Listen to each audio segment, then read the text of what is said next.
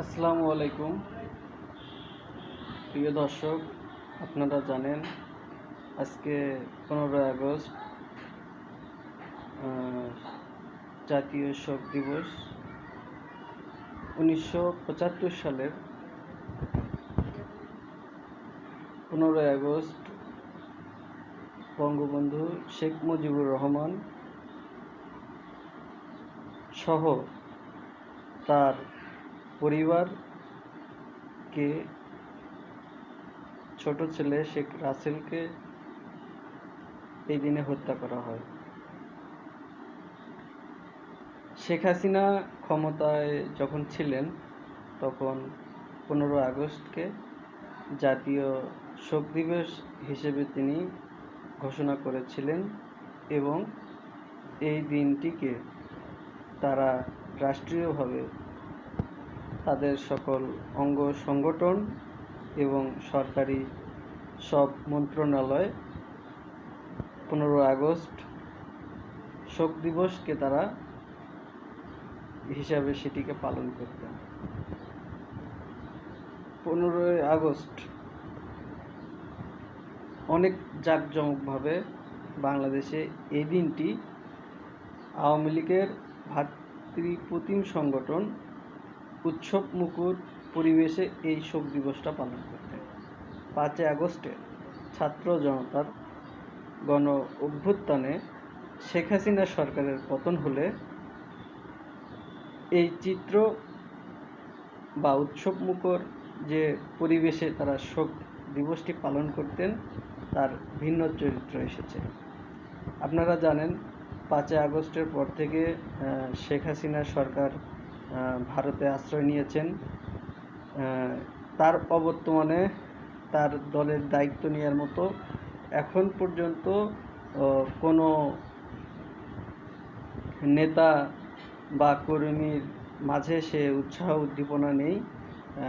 দেশের ভিতরেও যদি কোনো নেতাকর্মী থাকেন তবে তারা আত্মগোপনে আছেন। এবং আপনারা এটাও জানেন যে আওয়ামী লীগের যে পুনর্বাসন কথাটা বিভিন্নভাবে মিডিয়ায় আসতেছে, আসলে তারা কিভাবে দেশের তারা পুনর্বাসন নেবে এটা নিয়ে ভিন্ন আলোচনা আছে। যেহেতু আজকে 15ই আগস্ট আর আজকে আমি প্রথম ভিডিও নিজ থেকে করতেছি, আমি সেই দিকটাই তুলে ধরতে চাই যে আসলে সময় বদলে যায়, সময়ের সাথে অনেক কিছুই বদলায়। যেমন যদি আজকে শেখ হাসিনা সরকারের ক্ষমতা থাকতো তাহলে 15ই আগস্টটা কিন্তু সরকারিভাবেই সেটাকে পালন করা হতো, অর্থাৎ আওয়ামী লীগ নেতাকর্মীর মাঝে একটা উৎসব মুখর পরিবেশ সৃষ্টি হতো। কিন্তু এখন আমরা যে চিত্রটা দেখছি যে তাদের ধানমন্ডিতে যে বঙ্গবন্ধু শেখ মুজিবুর রহমানের বাড়ি সেটা কিন্তু ভেঙে ফেলা হয়েছে 5ই আগস্টের পরে, এবং তারপরেও 6 মাস পরেও কিন্তু সেটিকে আবারও হামলা করে ঘুরিয়ে দেওয়া হয়েছে। এবং গতকাল রাত্রে আমরা যেটা দেখলাম যে সেখানে ছাত্রদল এবং বাংলাদেশ ইসলামী ছাত্র শিবির দুইটা সংগঠনই কিন্তু তারা সেখানে অবস্থান নিয়েছিল যাতে 15ই আগস্টকে কেন্দ্র করে ছাত্রলীগ বা আওয়ামী লীগের যে সংগঠন আছে সেই সংগঠন কোনো রকম অপ্রীতিকর ঘটনা বা অস্থিতিশীল পরিবেশ সৃষ্টি করতে না পারে, সেজন্য তারা নানান রকম কর্মকাণ্ডে করতে না পারে, এজন্য বাংলাদেশ ইসলামী ছাত্র শিবির এবং বাংলাদেশ জাতীয়তাবাদী দলের সংগঠন বাংলাদেশ ছাত্রদল তারা সহ অবস্থান নেয়। কিন্তু পরবর্তীতে তাদের মধ্যে বিতণ্ডার সৃষ্টি হয়। সেখানে কয়েকজন ছাত্র শিবিরের ছেলেদেরকে ছাত্রদলেরা তারা আওয়ামী লীগ বলে তাদেরকে মারধর করে। এজন্য রাত্রে সেখানে একটা হট্টগোলের সৃষ্টি হয়, নানান রকম পরিবেশ।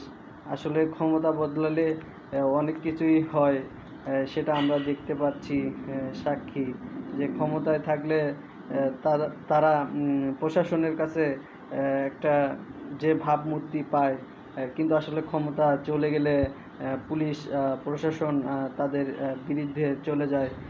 যখন শেখ হাসিনার সরকার ক্ষমতায় ছিল, তারা কিন্তু যারা সরকারি কর্মকর্তা কর্মচারী আছে এবং পুলিশ প্রশাসনের অনেক ঊর্ধ্বতন কর্মকর্তা কর্মচারীকে তারা নানান রকম সহযোগিতা করেছেন, বা পদোন্নতি এর অনেক কিছুই করেছেন। কিন্তু 5 আগস্টের পরে যখন তারা তাদের সরকারের পতন হয় এবং শেখ হাসিনা ভারতে গিয়ে আশ্রয় নেয়, তখন কিন্তু প্রশাসনে অনেকটাই ভাবেই নাজেহালের মধ্যে পড়ে যায় এবং পরবর্তীতে পরিস্থিতি অন্তর্বর্তীকালীন সরকার গঠন হওয়ার পর কিন্তু দেশের অবস্থা ধীরে ধীরেই স্বাভাবিক হতে শুরু করে।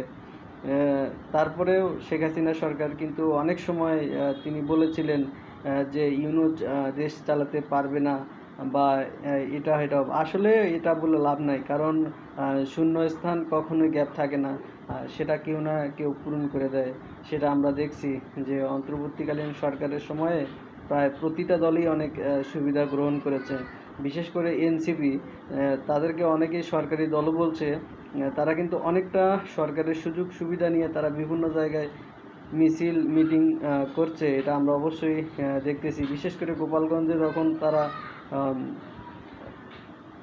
একটা সমাবেশ করতে যায়, জুলাই পদযাত্রা, সেখানে কিন্তু তারা আওয়ামী লীগ ছাত্রলীগ সংগঠনের দ্বারা সেখানে কিন্তু তারা একটা মানে যখন একটা খারাপ পরিস্থিতির মধ্যে যায় যে সেখানে তারা কর্মসূচি করতে পারবে না, তখন কিন্তু পুলিশ সেনাবাহিনী বা যৌথ বাহিনী তাদেরকে অনেকটাই প্রোটেক্ট করেছে।